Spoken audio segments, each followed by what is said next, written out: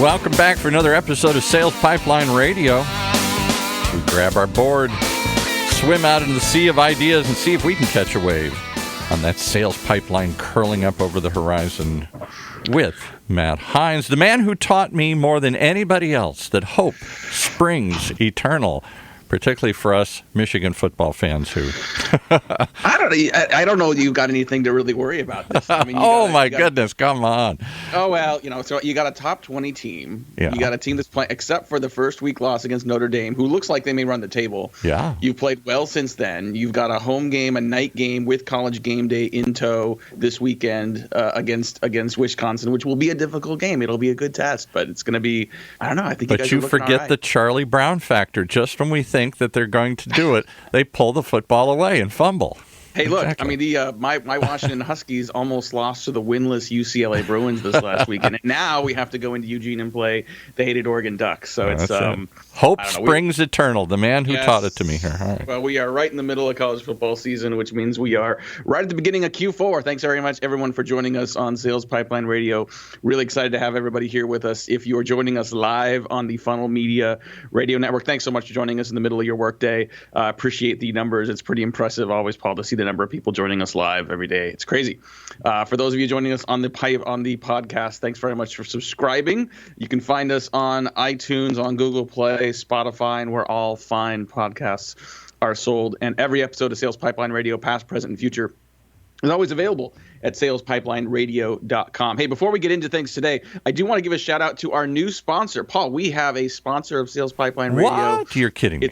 Oh, it's amazing. We got a great company came to us. They've been paying attention. They've been listening. They want to be a part of the show, and I love what they're doing. Very excited to have MailTag join us. It's mailtag.io. They are a Chrome browser extension. If you are using Gmail and you are doing sales, you got to check these guys out. Very helpful tool. Highly recommended. You get real-time alerts on your desktop. You find out when your prospects open your emails, click your links. You know when the email gets open, they notify you immediately? They notify you. They give you a sense for what they're looking at. It integrates with CRM. You can do auto-replies. If you are using Gmail and you're a sales rep today, definitely check them out. It's mailtag.io. We'll put it in the show notes as well. And really excited to have them on board as a sponsor of Sales Pipeline Radio. Also, very excited to have joining us today Tracy Eiler. She is the CMO of Inside View. She's joining us from, I believe, Tracy, you're joining us from the Gartner Sales and Marketing Conference today. Is that right? Yes, I am, Matt. How are you? I'm great. I really appreciate you joining us. Very excited, but wanted to get you on for a while and to talk about a number of things, including your book, Aligned to Achieve, How to Unite Your Sales and Marketing Teams in a Single Force for Growth. You can find that on Amazon. Tracy is well decorated, a top 35 woman in B2B marketing technology. Paul, you'll appreciate she is a fellow Michigan grad. Go Blue. See? That's why I'm laughing. I knew there was something. We've got 40-yard line tickets for the game on Saturday, so we're leaving the Gartner conference, popping home, packing a bag, and then going back to the game. What time should I meet you there? Where are we going to meet out in the parking lot there? A little tailgate, maybe?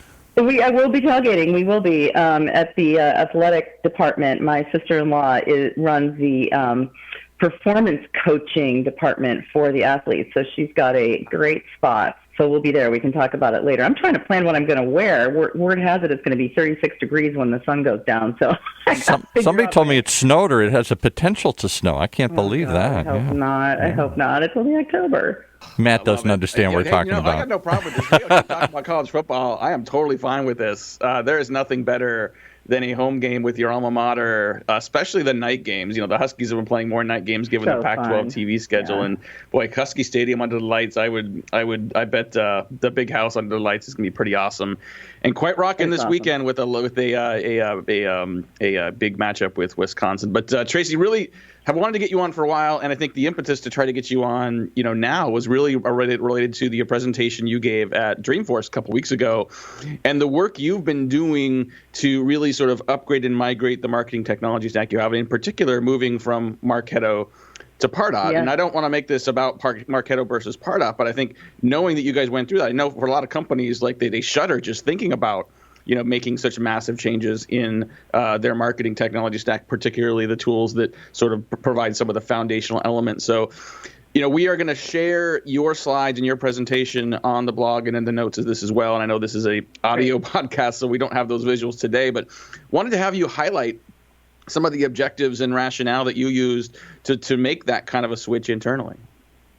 Yeah, and you are right, Matt, that, changing out marketing automation or CRM for that matter is rather terrifying, honestly.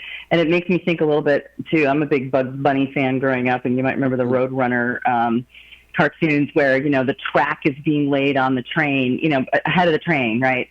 And they're jamming along, and it's that sort of idea that, you don't get to take a pause for 8 weeks or a quarter and halt all of your sales and marketing while you're switching out the system that's actually running the show. So I think that's why a lot of people are really fearful of it. I did do a session at Dreamforce. There were several hundred people in it, and every one of them was, when you asked for the raise of hands, like, are you considering switching to something? The answer, yes, but every one of them was just not sure about how to even start thinking about it. So that was what my presentation was about. It was called 5 Steps to a Seamless Marketing Automation, or part-out migration in this case. And I'm happy to talk about kind of what our situation was and why we started thinking about switching, and then how we went about deciding. Because I think that's having a good software selection process is really, really important. And not everybody has a lot of experience with it, right? We have experience buying smaller things that we might be wanting to add to our stack, but buying something that's really monumental and, usually often a 6-figure investment is pretty daunting. Well, 6-figure investment just for the software, let alone all the work that's going to go to make the migration and all the, the management and content work that's going to go into it as well. And yeah, you're right. I'd love to step back and, knowing that technology is not your strategy, it is the implementer of your strategy. Would love to get a little insight into your thought process and what the strategy was that caused you to sort of rethink whether you had the right tools. So curious to hear sort of, behind the curtain a little what was going on. Yeah, so behind the curtain, there was really kind of 2 things that were going on. My campaign team, or rather demand gen team, had some changing requirements. We are supporting both a kind of traditional inbound volume marketing campaign strategy for our small business sales team, deal sizes of $25K and 45-day long cycles, usually coming inbound through a variety of techniques that are, common to most listeners. But in addition to that, we had embarked on an ABM strategy, account-based strategy for our enterprise sellers, where it's a 9-month, 6-figure deal with a very large buying group. And we have a lot of learnings about our particular buying groups. Like, we figured out that on average 34 people were interacting with our content before a 6-figure deal was signed. So we were really kind of stretching the boundaries of what we had been able to do. And we were 2 years into ABM at the start of this year. So we had quite a fair amount of experience, and we're running up into just different limitations on what we were able to do. So the campaign team was saying, hey, we need to be able to create campaigns faster. We need to be less dependent on marketing ops, because we were finding that on the other side of the house, there's a small marketing ops team that's, doing a lot of the back end work. And we were finding that with what we had in place, our campaign guys could come up with a really great strategy and good idea and, good content, and they could map out the workflow. But when it came time to actually programming it in the tool, they had to have their work checked, right? Which was a big pain for them. It slowed them down, and it honestly is below the pay grade of our marketing ops team. So we were finding ourselves kind of in this weird conundrum where we needed more independence for the campaign team. And we wanted to free up our marketing ops folks to be able to do more sophisticated stuff around, data strategy and cleanup, and around using intent information and a variety of other things. So on the campaign side, it was really about self-sufficiency, faster campaign creation, more personalization in our ABM orchestration. So those things were the frustrations for the demand gen side. On the ops side, they were obviously tired of being loaded up on with, hey, can you check my work for this basic four-step nurture? The lists were complicated and so on. So they were getting bogged down with that. But they were really also starting to get bogged down with other things, managing the assets and things like that. So, we were starting to think, okay, maybe we should look around, maybe we should make a change. But I was just super hesitant, just, the unknown of it all. And we had a 10-year-old instance of our current marketing automation tool. And so, it's a little bit like, okay, the devil you know is better than the one you don't. But we had a really terrific Salesforce account executive who just did, what we want all of our account executives to do, made himself super useful. I jokingly called him the new boyfriend, the attentive new boyfriend, because I felt like I was married to, my existing marketing automation situation. But then in comes the attentive new boyfriend, and not only was he super helpful, but, my kids, my quote unquote kids, my team, actually liked him better than my husband.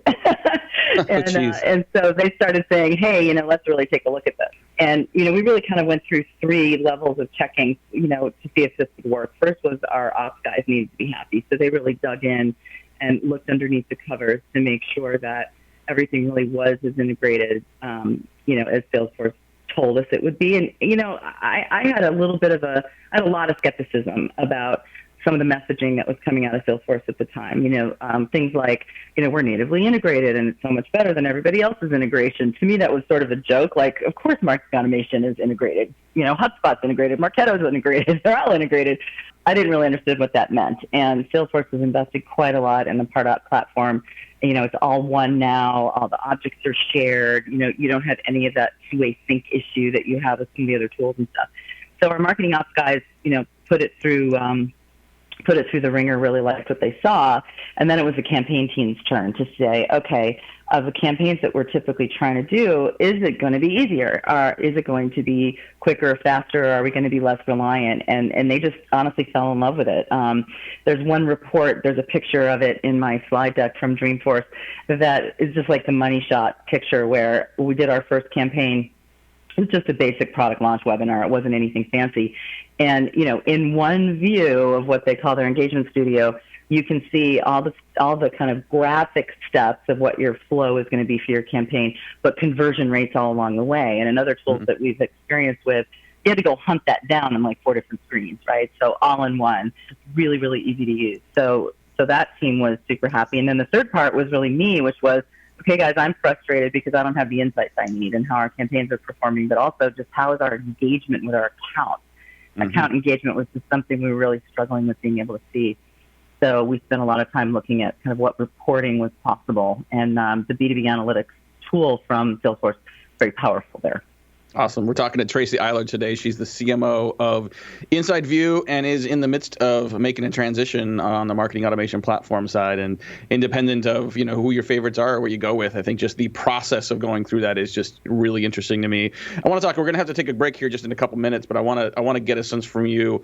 How do you manage the people side of that internally? Because even if you sort of logically say we need to make a change for the better, you've got people that are used to one system that know what their job is coming in the morning. Not only is there pain in making the transition, but there's pain in the transition. How do you help manage people through the change management and keeping morale high throughout that process as well? Oh, that's such a good question.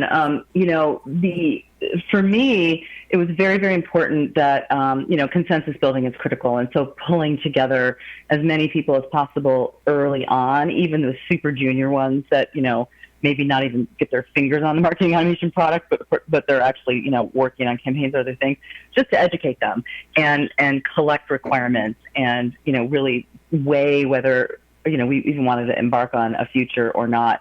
And that included things like, when the Salesforce team came in to present to us, it was a huge room. I told the Salesforce guys, look, my perception of your product is that it's a checkbox so that you could say you had marketing automation. I don't really think it's a robust product. That was the reputation I thought that product had. But if you want to bring my team lunch, we'll meet with you for an hour. And I brought 20 people in the room. I wanted them to be educated, right? And some of that is too, when you're early in your career, you've never been involved in a meeting like that before. So it really started with a broad exposure, and then we started kind of narrowing it down into work streams and kind of looking around the table, saying, okay, do you agree we should move forward? Yes. Okay, do you guys agree we should move forward? Yes, and so on. That was very, very important. And we can talk more about, kind of other check-ins that we did, but that, I think the broad exposure is very important. Yeah, I want to come back and talk a little more about that because I think, any kind of transition, any kind of migration, any kind of, improvements in marketing today, given the complexity of the buying journey, it requires thinking through the cultural changes those represent as well. We got to take a quick break. We got to pay some bills. We'll be right back with more with Tracy Eiler on Sales Pipeline Radio. Hey, are you like me? Are you tired of sending emails and wondering if they were ever even opened? If so, do what I did. Get MailTag. MailTag is a Chrome browser extension for your Gmail that allows you to track your emails in real time. You receive alerts right on your desktop as soon as your emails are opened and read. And as a special thank you for being a listener of this podcast, people at MailTag have teamed up with the good folks here at Heinz Marketing to provide you guys with a special discount on your MailTag subscription. That's right. Just use the promo code Heinz, H-E-I-N-Z, just like the ketchup, or just like the show you've come to know. Heinz, put that in there and you get 50% off for life. 50% off for life. While you're thinking about that, be sure to check out MailTag.io, MailTag.io, to start your completely free 14-day trial. Try and then buy and get 50% off. You put that code in there, Heinz. That's really no credit card required to check it out. No reason you shouldn't do what I did and check it out today. Go to MailTag.io and start your free trial. And if you like it, pick up a 50% discount. Just put in that code Heinz. All that and more as we pick it back up with one more thing right here. In a world where the speed of innovation and change in B2B marketing has never been greater, the only thing bigger is the need for clarity, for a blueprint, for a guide to what's really working. And how about a way to apply it specifically today to increase sales pipeline growth, velocity, and most of all, conversion? That's what you'll find in the Modern Marketer's Field Guide. And amazingly, you can download it for free. HeinzMarketing.com, just like it sounds, HeinzMarketing. It encompasses the entire sales and marketing cycle, but in quick bursts with lots of specific, actionable ideas, strategies, tactics you can put to work right away, like today. The loaded table of contents helps you narrow in and tackle a problem. And it's something you can come back to over and over again as a reference guide.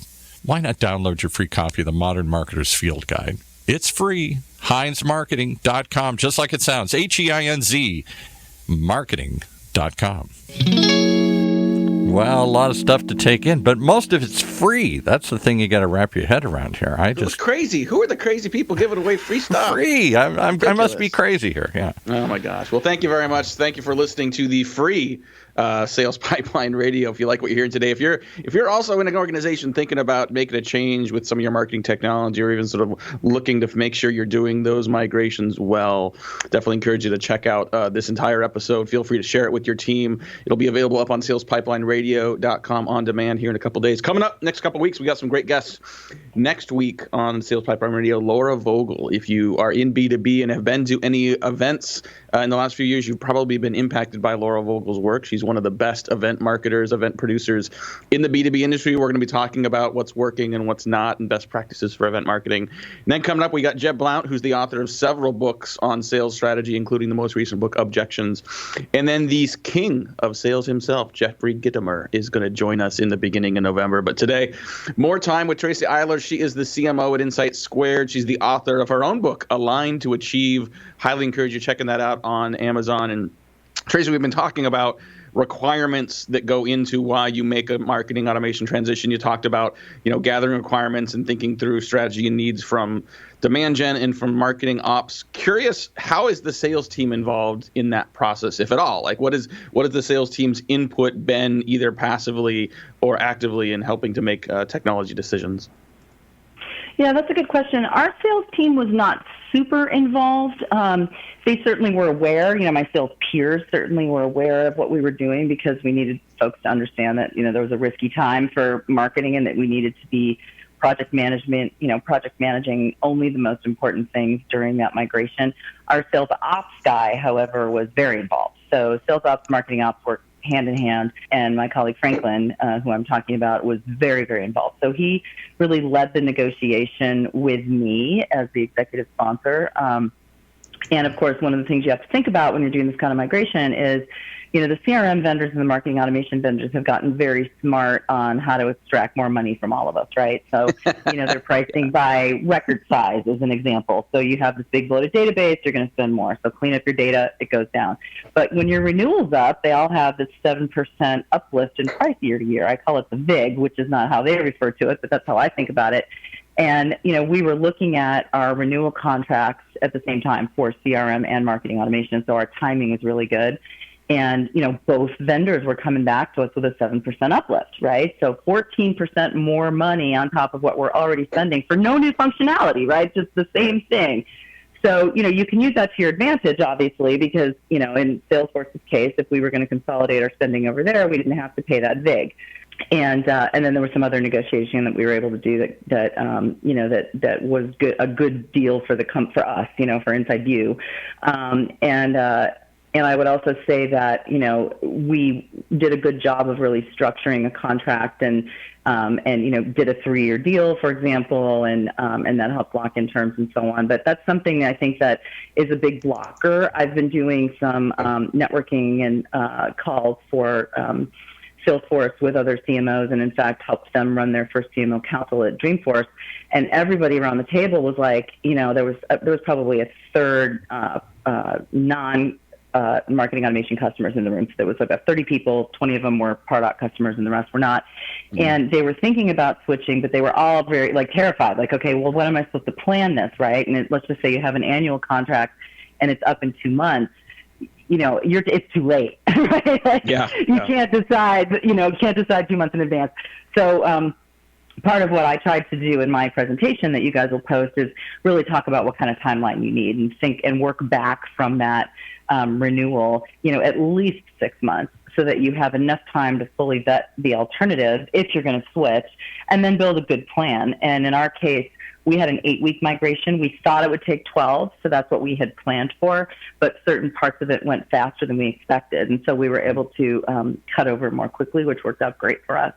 But, we had a good partner involved. We had the right people on our team involved. To your point about people, we had very strict rules, and we were able to, even launch a product in the middle of all this migration. So, I was pretty happy with how it worked, but the planning part is really, really important. Otherwise, you're going to miss the window.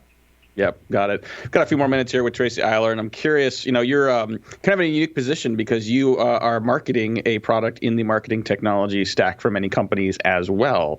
So having gone through this process yourself, migrating from one tool to another and having experienced what you sort of said was you had a good experience with your sales rep and the process overall, how has that experience and the methodology you use, how has that changed the way you approach the buying process you're managing, both from either from a marketing and or from the sales standpoint? Yeah, that's a very good point. I learned a lot by observation, and I felt like Salesforce did a very good job at proactively handling objections, but also doing things like we all know we're supposed to do especially when we're approaching a buying group. They really armed me, Franklin, other people on my team with kind of champion information, right? Competitive information, good checklists on things we should be thinking about.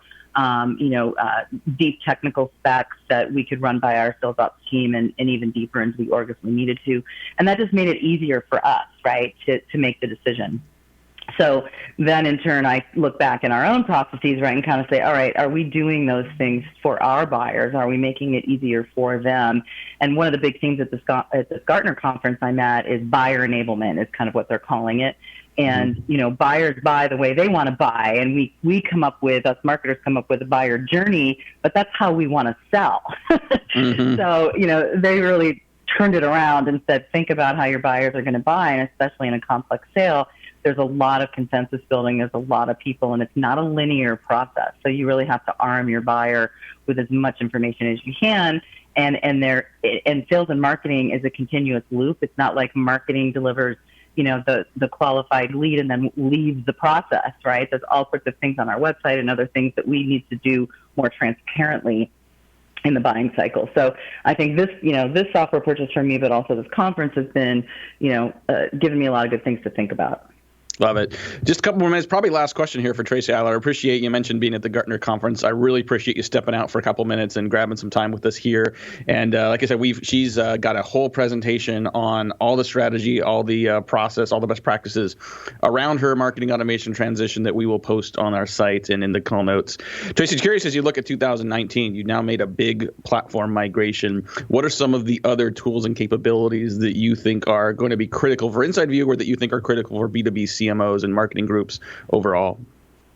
Yeah, we're really looking at intent signals, from accounts, and doubling down on that as a way to help us both prioritize new logo accounts, but also penetrate our existing customers more broadly. We have a big customer base, and many departments and many other geos that we can sell to. So that, I think, would be the main thing. And then the other one is we moved the SDR, sales development organization, into marketing a year ago, and our team has really grown quite a lot. In fact, I'd love to give a quick plug to SV Academy, Silicon Valley Academy, which is a new organization, about a year old, that is churning out SDR-ready people that go through 300 hours of training on systems, but also on SDR job skills. And we just hired 3 SDRs to join our team, so we're up to 10 now. And these folks are fantastic. They're hitting the ground running. And I'm really looking at the technologies that are going to help them. For example, we brought in the outreach tool for our SDRs to help with their orchestration and work and going after accounts. We're currently spreading that deployment into our customer success organization and our account managers, so that we can really have an integrated view of every touch point to a customer, and that they have more visibility too, right? So they know who's interacting with our content and so on. So really those two things are a big focus. Love it. Well, Tracy, we're going to let you go. Thanks again so much for grabbing some time with us today. Really excited about the detail you're able to share, and we will, of course, share a lot more of that detail from your presentation at Dreamforce on our call notes. This presentation will be available on HeinzMarketing.com here in a couple days. It'll be up on SalesPipelineRadio.com on demand. You'll be able to check that out.